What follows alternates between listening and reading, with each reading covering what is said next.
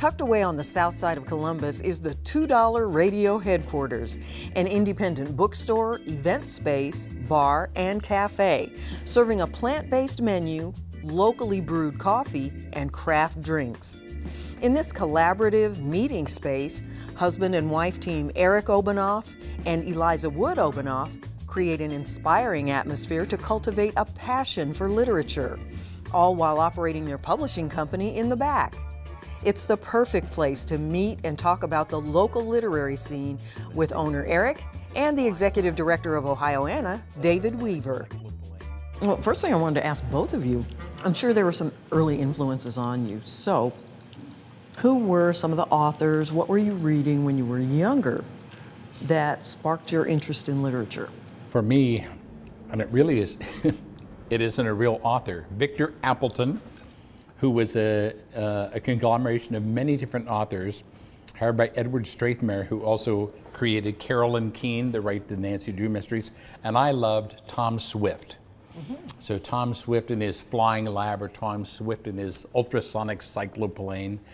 And then I also loved reading biographies, which is maybe why I ultimately, wrote a biography myself. I just loved to read bios, as a kid. So I love the Landmark series of books about famous people like Lincoln and Eisenhower, et cetera. So those are my early literary influences. And Eric, what about you? My formative reading years were mostly like in my early 20s. And there was a book, Jonathan Letham's As She Climbed Across the Table, and it's about a woman who falls in love with a black hole. Kind of like B sci-fi plot there. But it's literary, it's really inventive and creative, and I love that. Who were some of the early authors in Columbus, David? If you're talking the early part of the 20th century, our first very well-known author was O. Henry, William Sidney Porter, who was kind of like an involuntary Columbusite because he was in the state penitentiary. And he was serving a term for embezzlement, started writing stories, used different pen names various times. He didn't want to use his real name of William Sidney Porter, and ultimately came up with the moniker O. Henry, which actually went from OH from Ohio, penitentiary, ENRY. So O. Henry came out of the words Ohio Penitentiary. So, and of course, Gift of the Magi and other things, made him world famous. And later on came another person who actually served a prison term, Chester Himes, one of the great African-American writers, who created the Harlem Detective Stories, Cotton Comes to Harlem, and became a close friend of Langston Hughes and was one of the influential voices, of the Harlem Renaissance. So that's kind of like the early part of the century. And of course, everyone knows James Thurber, our most famous luminary citizen of Columbus.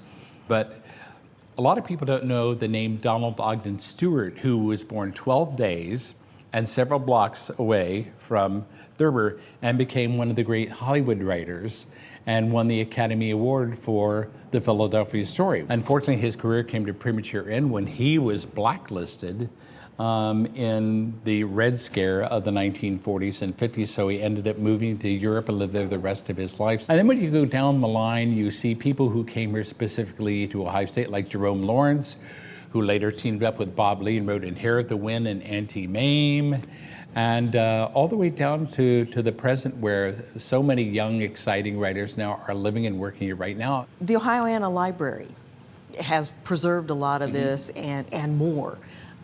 Give me the thumbnail history of the organization and what is your mission? Well, Ohioana was created by Ohio First Lady Martha Kinney Cooper in 1929, so next year, or 2019, will be our 90th anniversary. And it was because she felt there should be a collection of books in the governor's mansion by Ohio authors or on Ohio subjects. And from that simple concept then, Ohioana was born. And to this day, 90 years later, our mission is to collect, preserve, and celebrate Ohio literature. Well, and I think that's something Eric is probably familiar with. You deal with a lot of local writers, and many of them young, many of them first-timers. But tell me what else you promote here at the $2 Radio Cafe.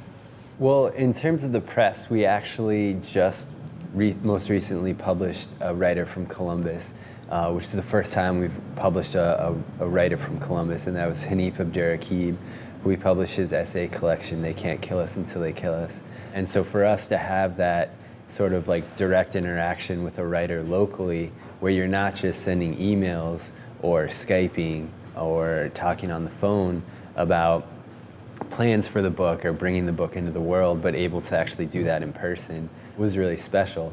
And then in terms of how we went about imagining this space, the store cafe, we were feeling a little detached, I guess, from like the literary community in town, you know, which can happen when a lot of your work is on your laptop or iPad. And so we were definitely wanting more of that social interaction with people to talk about books and literature and what's affecting us in our community and things like that. So that's how the store kind of grew out of there. So we have been pretty fortunate to host a lot of local writers and then also writers who are passing through. Eric has actually introduced Ohioana to some writers that were not on our radar screen. So that's one of the great things about something like what he does, is because we become aware of writers that we might not otherwise have gotten aware of had it not been the fact that, you know, they appeared here with $2 Radio. I was wondering too, how have you seen the Columbus literary scene changing? In the time that I've been in Ohio, which has been since 2005, of course, when I first came, the big thing was, oh, what's going to happen with things like Amazon.com and Kindle and everything nature? You know, the print book will be dead. Mm-hmm. It's not. Mm-hmm. People still love to hold that tactile, you know, object in their hand. People still like to get together and talk about books. I actually heard the person who was the head of Publishers Weekly say one time when he was talking about the effects of technology, and he said, remember, in the end, we're talking about stories and storytelling. Stories and storytelling are ancient. We've always had stories. The medium by which we've delivered stories has changed, but we will always have stories, and we will always need storytellers. So where are we going as far as literature in this community and nationally, either way? It's always exciting to find a new voice, a new talent like Hanif. And it doesn't necessarily need to be somebody who writes fiction. I mean, you know, there's a wonderful poet, Ruth Awad, who has been here. So it's always wonderful to see new voices, and that will bring in new readers as well as exciting, you know, people who are already out there reading. And it is wonderful that so many writers are choosing to make Columbus their home and their base of operation. And it's all because of the $2 Radio. No, I mean, I think a lot of it too is like people like Hanif who are willing to say like, I love Columbus, I want to be in Columbus. And then with like us saying that too, like Columbus is part of who we are, like, you know, putting it on our coffee cups and all that stuff.